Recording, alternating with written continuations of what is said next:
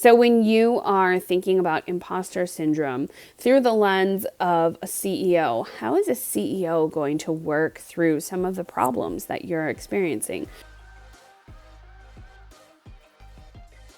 Hello and welcome to the Chaos to Clarity podcast. My name is Maggie, aka your business bestie. I teach female coaches, speakers, and course creators to release procrastination and perfection so that they can get more done, book more clients, and have the time freedom that all entrepreneurs crave. This is not your typical business coaching podcast. We're talking about business, life, probably some wooey magic, and probably some singing or referencing song lyrics along the way. So if you're into business building, making more money, and getting a little bit of a mindset shift along with having a good laugh, you're definitely in the right place. I've grown 3 businesses from $0 to consistent 4 and 5 figure months over the last 15 plus years. And now I'm helping you do the same thing. It didn't happen overnight, and it certainly didn't happen without the help of others. They say it takes a village to raise children, and I believe it takes a village to grow a business as well. So in this podcast, you'll find people who help you grow your village, cheer you on, as well as holding you accountable. I'm so excited you're here, and I can't wait for you to listen to each episode. Let's dive in. Hello and welcome back to the Chaos to Clarity Coach. My name is Maggie. I'm your business bestie and your Chaos to Clarity Coach. Today, I want to talk a little bit about imposter syndrome in business and what that really kind of means, or what some people let it mean. So here's the thing, just right off the bat, just to ruffle everyone's feathers. You don't have to stay in imposter syndrome, okay? After nearly 2 decades in business, you don't have to stay in imposter syndrome. Because if you think about Apple, right? If they had stayed in imposter syndrome, the iPhone probably would not have gone through all its iterations, right? And even simpler, right? If you go and you think, oh, I'm going to some local event. I'm going to the food truck event, right? We have a food truck event here every Tuesday and Thursday. If one or more of those food trucks, right, don't show up because they're like, oh, what if nobody buys the food, right? And then they don't show up, but all of them do that because they're all afraid that no one's going to buy their food. Well, then nobody's showing up to buy any food, right? So you don't have to stay in imposter syndrome.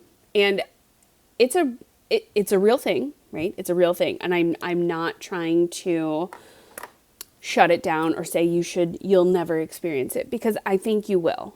I have multiple times experienced imposter syndrome.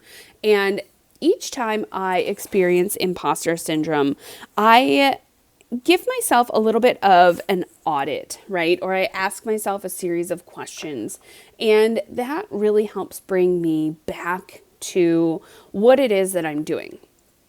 Now, I also want to preface this by saying I have figured out what my core values are, and I have infused those values into my business as well as my life. And that was probably one of the very best things that I have ever done in my life. And once I infused those core values, the imposter syndrome shrunk back, and doing things in my business and switching things around, or, just doing things differently suddenly wasn't quite as intense. And it wasn't quite as, I want to say, fear-mongering, right? Because suddenly I was doing things that if they weren't bringing me joy, stability, security, then I wasn't going to do them anymore, right? And now that's not to say that, obviously there are things in my business that do not bring me joy, right? Like doing the numbers, right? that does not bring me joy. Although in a way it kind of does bring me joy, right? Because then I get to see where my business is at. Now I check in on my numbers weekly. And that is because I found that when I was doing it monthly, I would just let it go. I would get to the day where I needed to check in on it and I'd be like, that can wait. And then pretty soon, 3 or 4 months later, and I haven't done it yet. So for me, weekly was the best. And that really gave me a better sense of security and stability in my business. So if you are feeling imposter syndrome right now, it's okay. All right. I just want to let you know that it's okay to feel whatever you're feeling. And in fact, embrace that a little bit. Like, give yourself credit for being able to put a name to that feeling. And when you can name that feeling, I feel like you suddenly are, it gets a little bit easier, right? When you name the feeling, because now you kind of know, like, okay, this is what this feels like and how can I navigate around it? So if you know your core values and you're experiencing imposter syndrome, so like for me, when imposter syndrome shows up, I like to sit back and think, where can I create some more joy? Where can I do things that are going to bring me more stability? Do I need to check in more with myself, with my husband, with peers who are also in business? What do I need in order to feel more stable, to feel more secure, but also to feel more joy, right? For me, and getting into the human design aspect of things, okay? So I'm a manifesting generator. I like to skip steps, right? Like, I like to get to the outcome sooner rather than later. But I also, my profile is a 1-4. So I love to learn. I love to take in information. And then as a 4 line, I love to share that information and be part of a community. I love to like make friends and I love to share things. Okay. So those things bring me immense amount of joy. Now, this is not a human design deep dive. Although I do have plans to get a little bit deeper into some of the human design stuff because I find it so fascinating as something that I can use in business, a tool to use to just kind of check in with myself, but also to help others.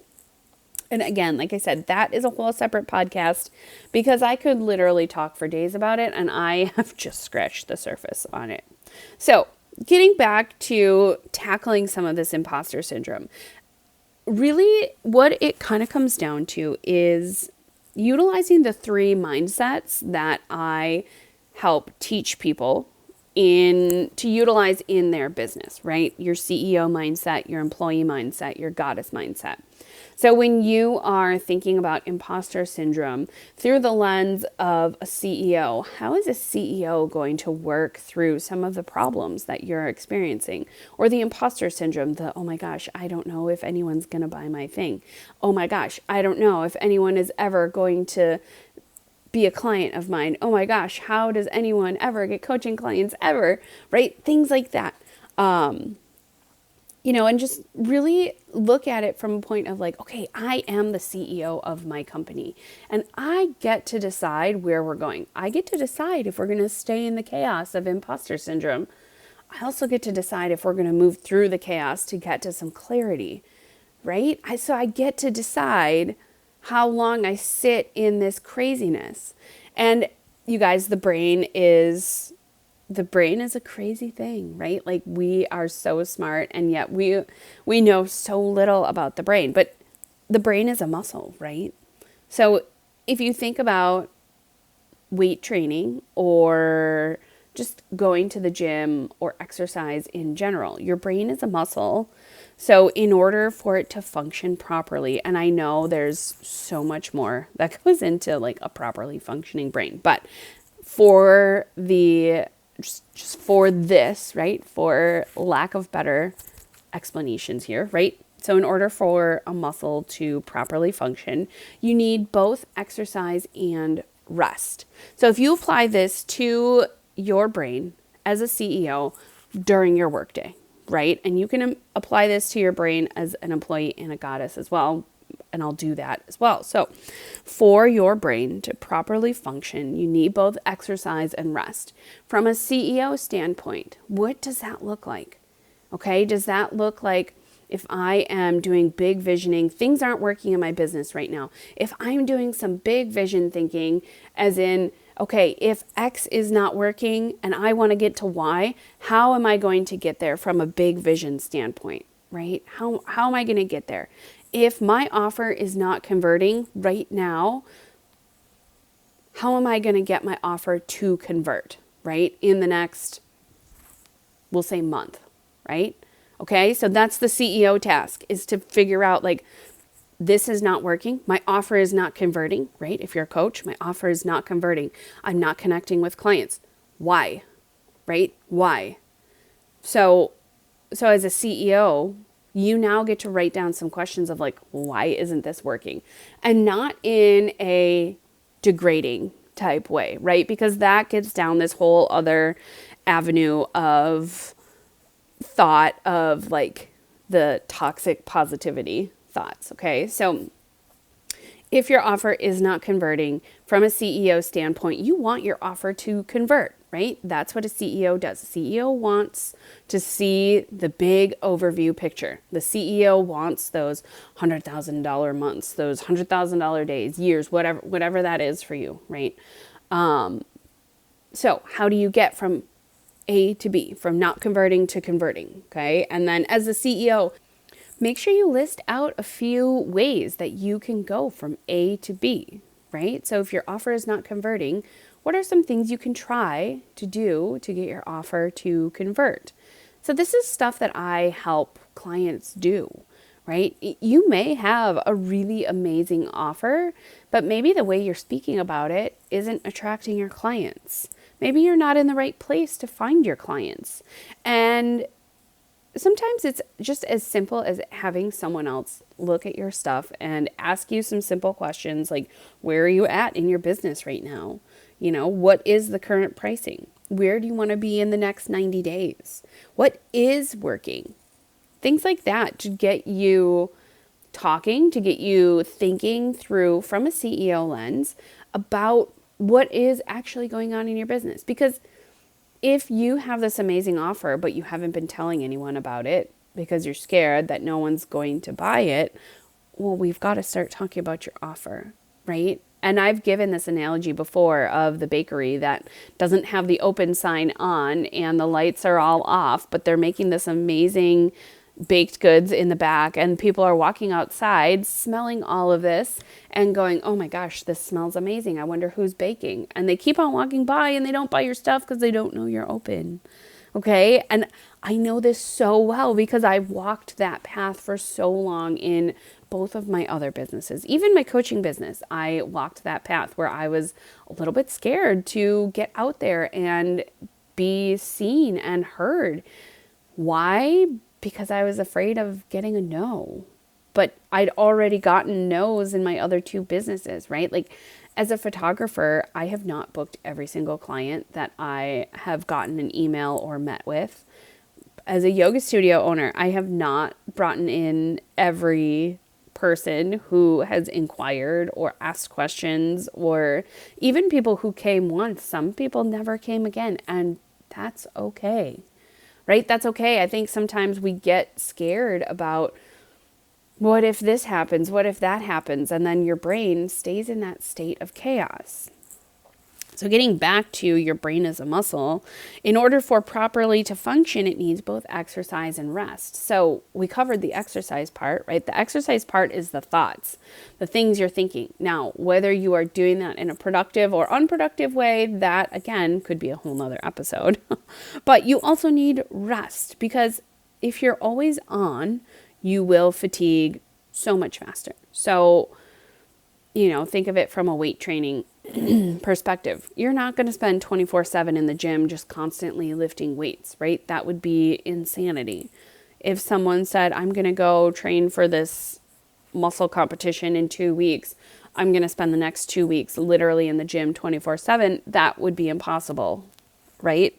So you have to have those periods of rest. Now, in my framework that I have developed, the CEO mindset, right, is this big overarching like dreamer manifesting mindset. The employee mindset is the work, right? So that's going to the gym, exercising, that's doing the tasks, that's creating the copy, creating the content, connecting with clients, right? Even you could argue that the employee mindset is the coach, right? That is the person who is going out and talking to your clients, coaching your clients, right? If you're looking at this from a coach's perspective. The goddess mindset is the rest. And that is something that most people forget to do, right? You step into this employee mindset, you step into this entrepreneur world, and it's such a popular phrase, but people will say, oh, if you work for yourself, you love what you do, you'll never work a day in your life. And I would argue that, because I would say you'll never work harder than you do as an entrepreneur. Everything rests on you, everything. And if you're thinking about becoming an entrepreneur, right? If you're in corporate listening to this and you're like, yeah, I've got this amazing idea, I think I want to step into corporate, and I've just said you'll never work harder, you'll never work more. That's true, but I don't want that to scare you off, right? Yes, you will never work harder. You will also never work, you will work more when you become an entrepreneur. But if you start to infuse your core values into your business, into how you create the foundations of your business, right? Then you will automatically pull in aspects of those values that allow you for some deep rest. Okay, that is where the goddess mindset comes in. The goddess mindset is the rest. It's taking a couple hours off in the middle of the day without feeling guilty. Why? Because you're your own boss. And maybe that's the best time of day for you to step away from your computer and go do something else. Eat lunch, right? Eat lunch at the table, right? Or, I don't know, cook. Sometimes I cook in the middle of the day. Why? Because it's quiet in the house, because I need some time away from my computer. And in those moments where I am away from the computer, where I'm away, like not focusing on the ever-growing to-do list, right? That allows my brain to subconsciously work through the problems, work through the hard things, right? And as I'm working through those things subconsciously, oftentimes when I'm off doing some other task, all of a sudden I'll get this download, this idea of, here's the answer to the question that I had earlier today. Here is the answer for how I can connect better with potential clients. Here is a place I can go and look to talk with people who might need my services, right? So allowing yourself to really tap into that rest where you're not always on, where you can allow your brain to set down the thoughts of your business and move away from that, right? It can be so regenerative. And when I used to think about rest days in my business, I thought that meant, I have to go to the spa, or I've got to get my nails done, or I've got to do whatever the thing is, right? And it certainly can be those, but it doesn't have to be, because, quite honestly, if I'm going to the spa every week, that's real expensive. Even once a month, that's real expensive. So that's not, and again, if that's your thing, girl, go do it. Like, don't let me, right? Don't let my, that seems too highfalutin for me. Don't let that deter you, right? For me, yeah, no. Would I love a massage once a month? Yeah, probably. But I don't have to have it, right? Like, that's not one of my, I need to have this. Personally, I would rather go outside or have, a 3 or 4 day weekend to just chill and relax with my kids and my husband, right? Like, that to me is where I want to be, like a weekend off of social media, essentially, is what I crave the most, which is also why, for me, I do that in my business. I don't always take all weekend off, but I usually post a lot less on Saturdays and Sundays just because I've noticed my potential clients are also not posting on those days of the week. And those are days of the week where I know from looking at the insights of both of my social media on Facebook and Instagram that views are notoriously low, right? So why am I going to post and make noise if no one's really going to see it? Now, there is a whole other aspect to that, to saying, just because they don't see it on day one when you post it doesn't mean they won't see it in a week. But yes, that's true. And how tired do I want to be, right? How much do I want to exercise my brain muscle of thinking of all this stuff to say, right? So can posting every day on social media be good for you? Yeah, sure, if you're trying to grow your audience. But if you're really trying to just maintain a certain level, right, you've got to find what actually works for you, not what someone else tells you to do. Because just because it works for them doesn't mean it's going to work for you. So to wrap this all up, if imposter syndrome has set in and you're listening to this going, oh my gosh, please, what are the answers? I just want to not feel scared to do the thing that I want to do. Quite honestly, you've got to just step out and do that thing you're scared to do. Start talking about your business. Start talking about your coaching offer. Start talking about the candles that you're making. Start talking about the things you're selling on Etsy or whatever that thing is, right? If you're launching a photo business, start telling people you're a photographer, right? Don't be afraid to do it. Are you going to get no's? Yeah, you're probably going to get people saying, oh no, I don't like this, or oh, why would you ever change, or blah, blah, blah. Because a few weeks ago, actually a couple months ago, I was photographing a local event, a charity event, and I ran into someone that I used to work with at corporate. And I always think it's funny when I run into people that I used to work with, because they always ask me, oh, how's that little photo business doing, right? How's that little thing doing? And the look of shock on their face when I tell them, well, that little photo business has made 7 figures, so it's not quite so little. It's not quite so little. And the yoga studio that I owned, that made multiple 6 figures. So that was also not little. And the coaching business that I'm building is on the way to making also multiple 6 figures, and I've figured out how to get there a little bit quicker than the other 2 businesses. So like it's not a little thing anymore.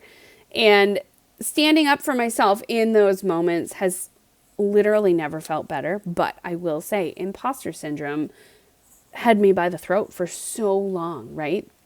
For so long after I left corporate, I would avoid people because I didn't want to get asked that question. How's that little business doing? Right? Where now I think it's kind of funny and I'm like, oh, actually it's doing really well, right? Depending on the person that I'm talking to, right? It's actually doing really great. And I'm really happy with all of my choices. And, at this point, I've been able to start up 2 other businesses. So I have 3 businesses that I've started up in the last 16 years that are all successful, all growing, doing very well. And I've got 2 amazing kids and a husband. So I couldn't really ask for more. And, when I get to say that to people, that really helps me stuff some of that imposter syndrome over to the side, right? It really helps validate my reasons for being joyful, creative, having security, sustainability, and helping others in all of the businesses that I am building. So to get this all wrapped up, if you are feeling chaos around imposter syndrome, please, please, please feel free to reach out to me. I'm going to drop a link below for a discovery call. And in that call, we can talk about whatever you want to talk about, right? Because this is what I help women do. I help them work through the chaos in order to find their clarity in their business. if that means figuring out your coaching offer, girl, I am here for that, right? I am here to help you nail down exactly what it is in your offer and maybe shift how you're talking about it so that it does attract more people, right? I'm here to help you figure out where you want to be in the next 90 days. I'm here to help you figure out pricing. I'm here to help you for all of it. So, I'm going to drop the link for a discovery call below. And as usual, if this resonated with you, feel free to connect with me on Instagram. I would absolutely love to talk to you. I know a bunch of you who listen have been in my inbox on Instagram, and it has just been, oh my, I get goosebumps thinking about it. It just brings me so much joy to know that you all are listening, you all are loving what is coming out here. And I'm just so thankful, right? I'm just full of gratitude that I am able to offer this and just show up really big in multiple ways for you guys. So I hope you have the very best day, and I can't wait to connect with you soon.